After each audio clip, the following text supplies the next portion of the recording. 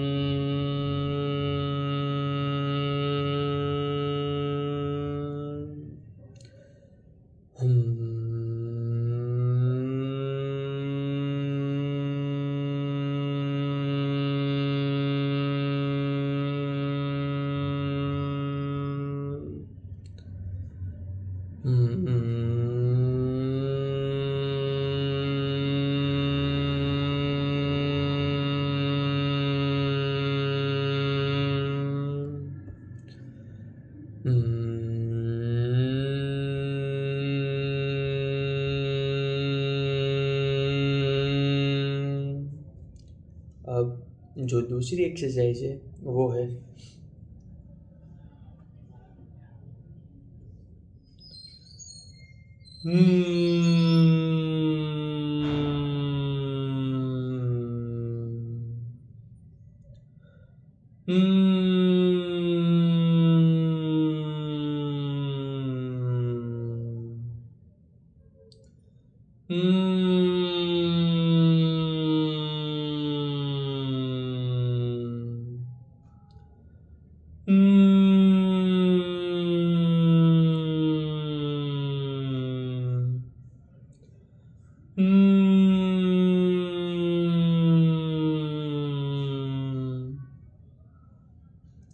अब जो तीसरी एक्सरसाइज है वो है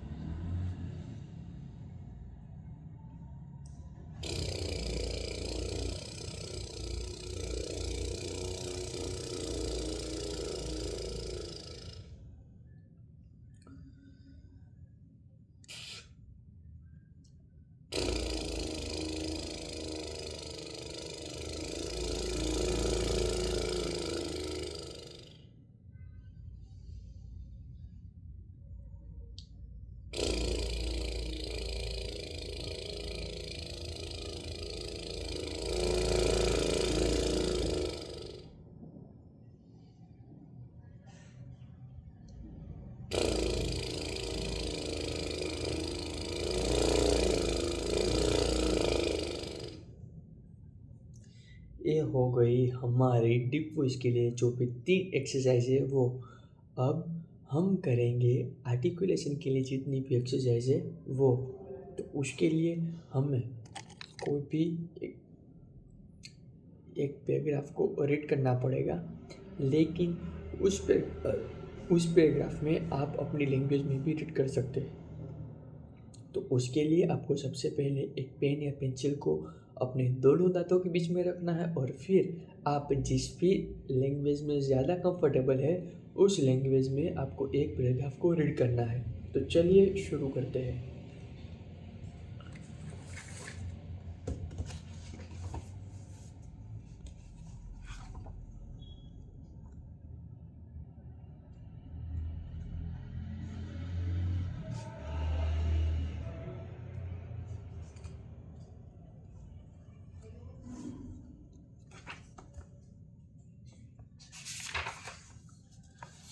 'आत्मविश्वास के संबंधित शुरुआती अध्याय का ध्यान कर उसके निर्देशों को याद कीजिए।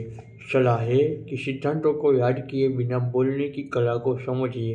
यह जरूरी नहीं है और हो भी नहीं सकता कि शब्द के सही उच्चारण के लिए अब भाषा के लिए बीच में सोचना शुरू कर दे। हकीकत तो यह है कि ग ख ग के क्रम को क ख ग के क्रम के मुकाबले याद रखना मुश्किल होता है।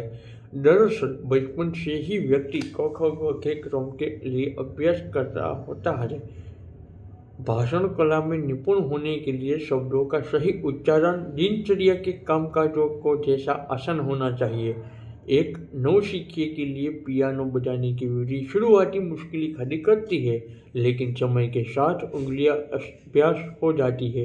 एक समय ऐसा आता है जब पियानो बजाने के लिए उंगलियां खुद ब खुद सटीक सुर पाने की तरह तैरने लगती है। इसी प्रकार शुरुआती दौर में बोलते वक्त हिचकिचाहट जरूरी होती है। एक नए तैराक की तरह भय का भी आभास होगा, लेकिन निरंतर डटे रहने से सफलता जरूर मिलती है। इस प्रकार निरंतर अर्जित किया गया शब्दों का ज्ञान अभ्यास के द्वारा भाषा शैली में हासिल की गई सहजता और विराम एवं ठहराव का सटीक उपयोग धीरे धीरे स्वाभाविक होता चला जाता है। समय के साथ भाषा का बहाव अभ्यास के अनुरूप चलता जाता है, लेकिन इससे बड़ी कड़ी की जरूरत होती है। मेहनत से कौन सी चीज़ नहीं हासिल की जा सकती। कड़ी मेहनत लक्ष्य हासिल करने का एकमात्र रास्ता है। कड़ी मेहनत से हासिल की गई सफलता सबसे ज़्यादा संतोषजनक होती है। यादगार भाषण के लिए सोए गए विचार और कड़े अभ्यास का फल अति स्वादिष्ट होता है। इसी तरह आपको अपने लैंग्वेज में एक पैराग्राफ को रीडना इसी तरह आपको भी अपने लैंग्वेज में एक पैराग्राफ को रीड करना है। तो अब हम जो दूसरी एक्सरसाइज करेंगे उसमें हालांकि हम अपने माउथ के मसल को थोड़ा स्ट्रेच करके फिर एक पैराग्राफ को रीड करेंगे। जैसे कि आत्मविश्वास से संबंधित शुरुआती अध्याय का ध्यान कर उसके निर्देशों की याद कीजिए। सलाह है कि सिद्धांतों को याद किए बिना बोलने की कला को समझिए। यह जरूरी नहीं है और हो भी नहीं सकता कि शब्द के सही उच्चारण के लिए आप भाषण के बीच में सोचना शुरू कर दे। हकीकत यह है कि ग ख क के क्रम को क ख ग के क्रम के मुकाबले याद रखना मुश्किल होता है। दरअसल बचपन से ही व्यक्ति क ख ग के क्रम के लिए अभ्यस्त होता है। भाषण कला में निपुण होने के लिए शब्दों को सही उच्चारण दिनचर्या के कामकाजों जैसा आसान होना चाहिए। एक नौसिखिए के लिए पियानो बजाने की विधि शुरुआती मुश्किलें खड़ी करती है, लेकिन समय के साथ उंगलियां अभ्यासित हो जाती है। एक समय ऐसा आता है जब पियानो बजाने के लिए उंगलियां खुद ब खुद सटीक सुर पर पानी की तरह तैरने लगती है। इसी प्रकार शुरुआती दौर में बोलते वक्त हिचकिचाहट जरूर होती है। एक नए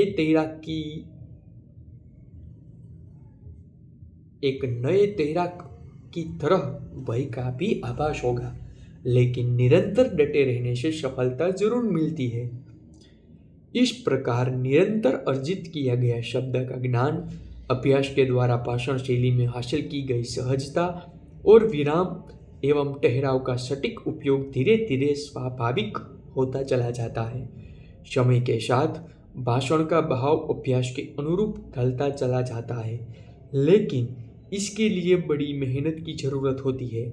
मेहनत से कौन सी चीज़ हासिल नहीं की जा सकती, कौन सी चीज़ हासिल नहीं की सकती। कड़ी मेहनत लक्ष्य हासिल करने का एकमात्र रास्ता है। कड़ी मेहनत से हासिल की गई सफलता सबसे ज़्यादा संतोषजनक होती है। यादगार भाषण के लिए सोचे गए विचार और कड़े अभ्यास का फल अति स्वादिष्ट होता है। इसी प्रकार अगर आप भी अपनी कम्युनिकेशन को इम्प्रूव करना चाहते हैं और अपनी आर्टिकुलेशन को थोड़ा बेहतर करना चाहते हैं, तो आज से ही मेरी इस सीरीज़ को ज्वाइन कर लीजिए। और ये सीरीज़ तब तक चलती रहेगी जब तक कि हम अपनी आवाज़ को थोड़ा डीप ना कर लें और अपनी आर्टिकुलेशन को थोड़ा बेहतर ना कर लें। तो तब तक मेरे साथ जुड़े रहिए। तब तक के लिए मिलते अगली वीडियो में। जय हिंद, वंदे मातरम।